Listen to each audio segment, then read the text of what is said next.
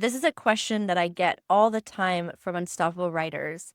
If I am writing a true story, do I need to use real names or should I change them? And I'm going to give you a very detailed answer that protects your purpose, the people you're writing about, and protects your peace of mind in this process.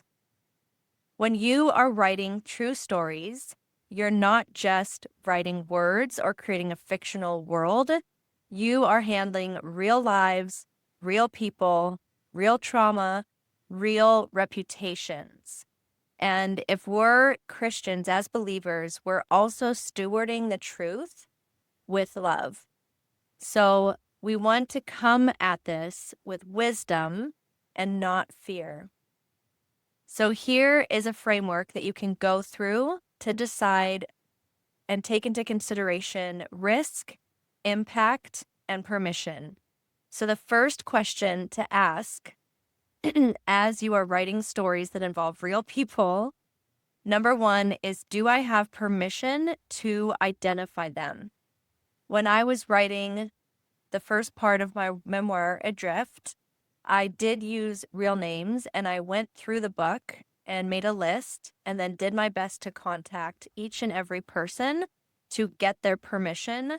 There was one person that I had contacted because I wanted to talk about a specific experience they had and if it was okay to mention it.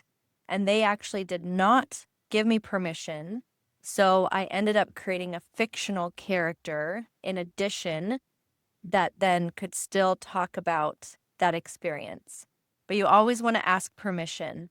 If they can be recognized by name, details, relationship, location, you're not just telling your story, you are also telling their story. So if you want to use real names, the cleanest path is clear permission. Preferably, you would get their written permission, especially if the story includes conflict, addiction, abuse, betrayal, church hurt, mental health, finances, anything that is tender or controversial. Number two, ask yourself, is this honoring or exposing? And this is where it depends what you are saying about the person.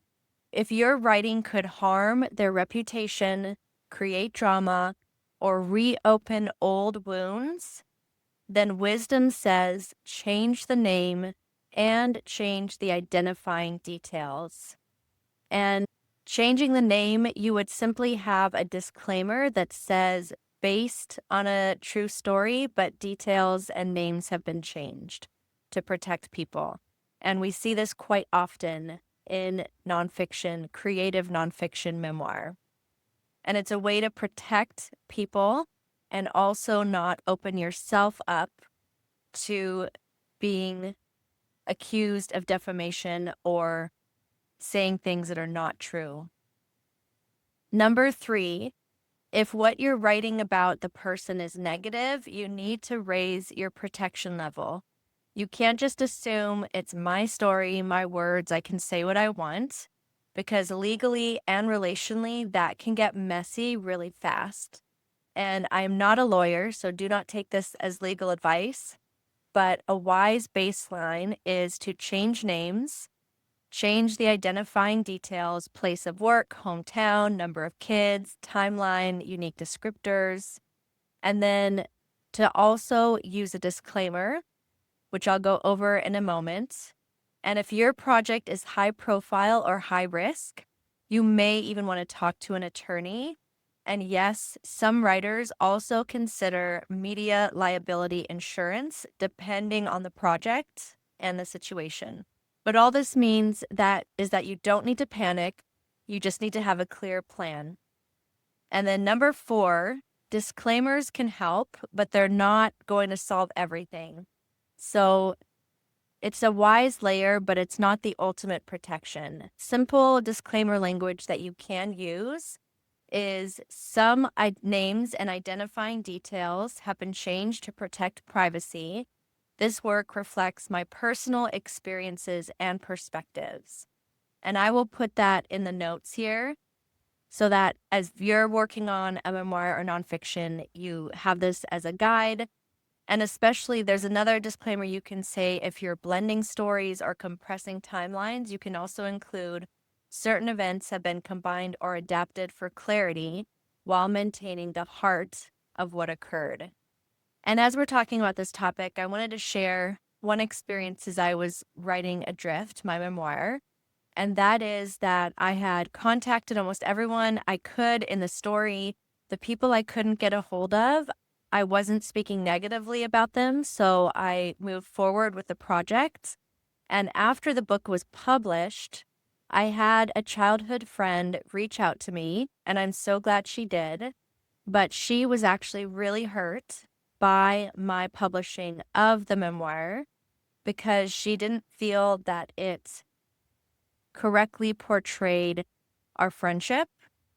And because Adrift was the first part of my memoir, it really focused on the sadness and loss that I felt and just the beginning of our friendship. So thankfully, I was able to have a conversation with this friend and reassure her that, yes, our friendship was so much more than what that first part of my memoir included. And again, I'm so thankful that she reached out to me so that we could work that through.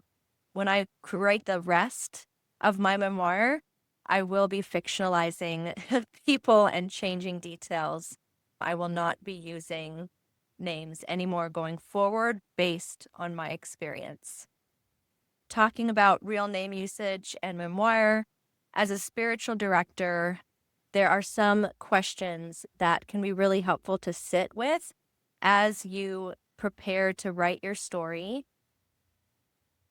So, one question to ask is, am I writing this story for healing or for revenge? And then the second question is, am I trying to be free and serve others with this story, or am I trying to make people look bad? And this is where sometimes fictionalizing the names or changing the details or even writing your story as a fiction piece based loosely on a true story can really help, because it's not about naming the people who hurt us and getting justice.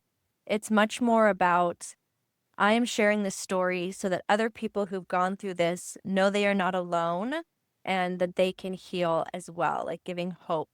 And then the last question that I like to sit with is noticing how the Holy Spirit is guiding my writing, what to include, what to leave out. If you're like me, you may have journaled many things through the hard seasons of your life, but some of those journals are for you and the Holy Spirit. They're not for publishing. So noticing the Holy Spirit's guidance and leading will give you clarity and peace about what to include and then what was just for you and your journey. So again, in summary, just a quick rule of thumb.